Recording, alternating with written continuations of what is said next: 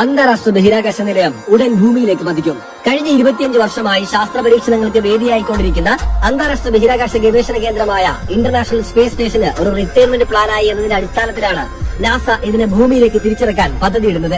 America, Russia, Europe, Japan, Canada തുടങ്ങിയിടങ്ങളിലെ 5 space ഏജൻസികളുടെയും മറ്റ് 15 രാജ്യങ്ങളുടെയും സഹകരണ പദ്ധതിയായ അന്താരാഷ്ട്ര ബഹിരാകാശ നിലയം 7000-ലധികം കോടി രൂപ ചെലവഴിച്ച് ഭൂമിയിൽ ഇടിച്ചിറക്കാനാണ് ഇപ്പോൾ പദ്ധതിയിടുന്നത്. 150 മീറ്റർ വീതിയുള്ള ഏകദേശം ഒരു ഫുട്ബോൾ മൈതാനത്തിന്റെ വലിപ്പമുള്ള ഭീമാകാരമായ ഈ ബഹിരാകാശ നിലയത്തെ ഒരു ബഹിരാകാശ പേടകം ഉപയോഗിച്ച് ഭ്രമണപഥത്തിൽ നിന്നും മാറ്റി പസഫിക് സമുദ്രത്തിലെ പോയിന്റ് നീമോയിൽ തിരിച്ചിറക്കാനാണ് ഇപ്പോൾ ശ്രമിച്ചുകൊണ്ടിരിക്കുന്നത്.